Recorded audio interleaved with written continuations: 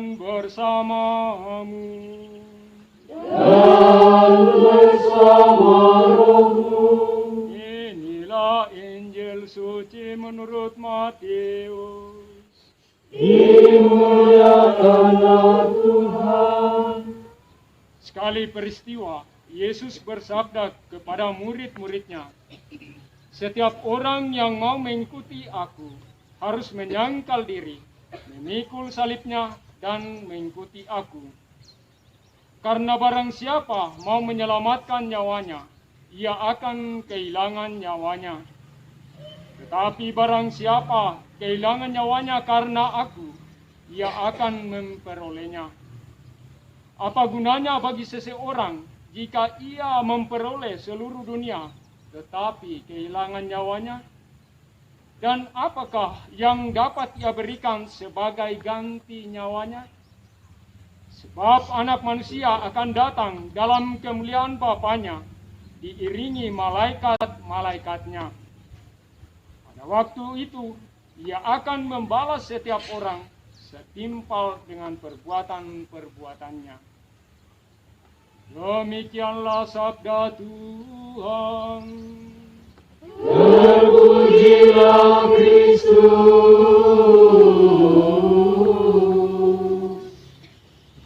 Bapak dan Ibu, saudara-saudariku, Rasul Paulus dalam bacaan pertama hari ini memberikan suatu pesan yang indah bagi kita tentang karunia yang utama itu.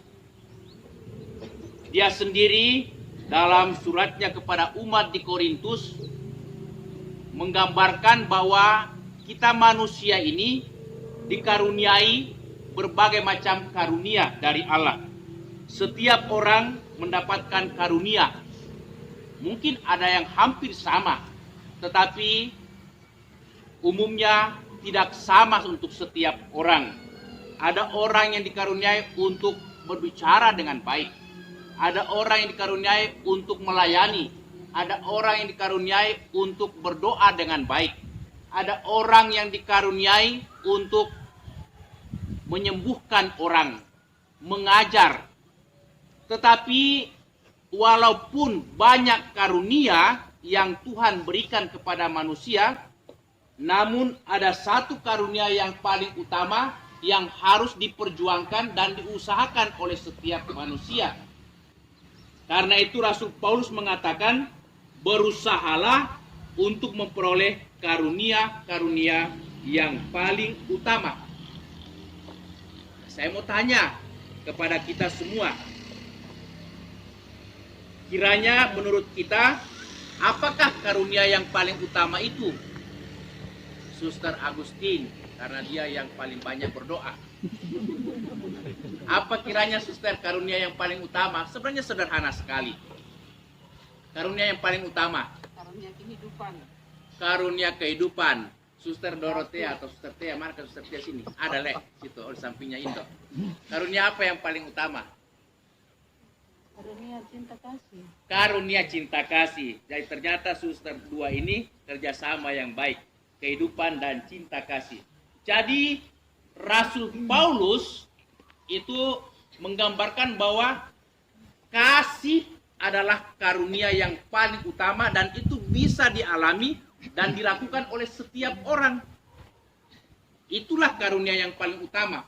Karena Rasul Paulus mengatakan, apa gunanya saya memiliki segala macam hal di bumi ini? Bahkan saya mengetahui segala macam rahasia, punya kemampuan untuk bernubuat, bahkan bisa memindahkan gunung. Tetapi kalau saya tidak mempunyai kasih atau cinta kasih, itu tidak ada gunanya bagi saya. Atau apa gunanya saya bisa berbicara dalam berbagai macam bahasa, bahkan bahasa malaikat sekalipun, kalau saya tidak mempunyai kasih, itu saya bagaikan gong yang bergaung atau canang yang gemerincing.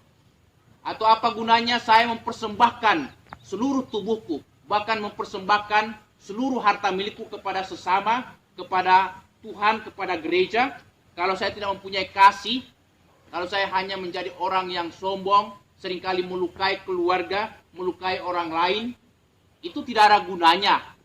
Maka Rasul Paulus mengatakan karunia yang paling utama adalah kasih. Tetapi kasih itu ia jabarkan dengan sangat indah dalam bacaan pertama. Tetapi walaupun itu sangat indah, saya hanya mau mengangkat 2 atau 3 poin.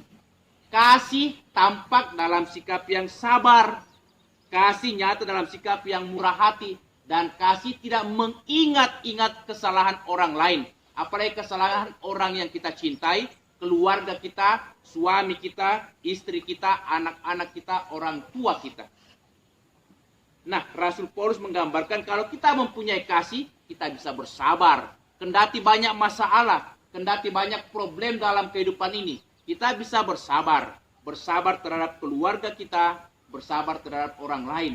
Itu kasih yang paling tampak ketika orang bersabar. Nah, kalau kita kehilangan kesabaran, sebenarnya kita kehilangan kasih. Juga yang kedua, kasih itu murah hati. Artinya kita ringan tangan untuk menolong saudara-saudari kita yang susah, yang menderita, mendoakan mereka, mengunjungi mereka, menolong mereka, mendukung mereka, dan lain sebagainya. Ini kemurahan hati. Dan ada satu hal yang membuat orang susah untuk bermurah hati, itu soal waktu. Soal waktu. Kalau orang yang murah hati, ada waktunya untuk mendoakan sesama, atau ada waktunya untuk mengunjungi sesama, atau ada waktunya untuk barangkali datang memberikan penghiburan, mengunjungi dan lain sebagainya. Tetapi kalau orang tidak mempunyai kasih, tidak ada waktunya. Sekarang dalam dunia zaman modern ini, kita susah menemukan orang yang mau meluangkan waktunya. Tapi kalau orang yang mau meluangkan uangnya, materinya, bisa. Tapi kalau bilang waktunya, itu tidak mungkin, ya, karena orang punya kesibukan, orang punya pekerjaan. Maaf saya katakan, ya, sekarang ini kita lagi sibuk-sibuk untuk besok ada pengucapan syukur panen, atau ya, pesta syukur panen. Nah, sekarang ini kita pada sibuk, masing-masing rukun ini sibuk dengan pekerjaannya untuk besok. Itu di satu pihak itu baik. Tetapi di pihak lain, kita sering kali ini menjadikan sebagai alasan untuk tidak mengikuti kegiatan rohani. Kita lebih tertarik untuk kegiatan-kegiatan seperti itu, hal-hal yang di dapur, hal-hal yang rohana daripada rohani. Ya, seperti itu. Memang ada alasan kita mengatakan, kita bagi tenaga. Ada yang datang beribadah, sembahyang, ada yang tetap mengerjakannya itu. Tetapi kalau kita punya kasih, kita punya waktu untuk Tuhan. Nah, hari ini gereja merayakan pesta Santa Teresa dari kanak-kanak Yesus. Seorang perawan, pujangga gereja, dan pelindung misi. Santa Teresa dalam usia yang sangat muda, itu sudah mengalami kedekatan yang luar biasa kepada Tuhan, terutama Tuhan Yesus. Dia banyak menulis, dan tulisan-tulisannya ini dijadikan sebagai pegangan aturan hidup rohani dalam biara atau juga dalam kehidupan sebagai orang-orang yang khusus mengikuti Yesus. Nah, Santa Teresa dari Lisieux ini, atau Santa Teresa kanak-kanak Yesus ini, itu digelar sebagai orang yang penuh kasih karena dia mengutamakan Tuhan dalam hidupnya daripada hal-hal yang lainnya. Bahkan dia mengatakan, apapun yang terjadi dalam kehidupanmu, itu kamu harus mempersembahkannya kepada Tuhan dan jadikanlah Tuhan sebagai andalanmu. Dan hari ini juga kita memulai bulan Rosario, dan kita mau meneladan Bunda kita, Bunda Maria, sebagai teladan kaum beriman.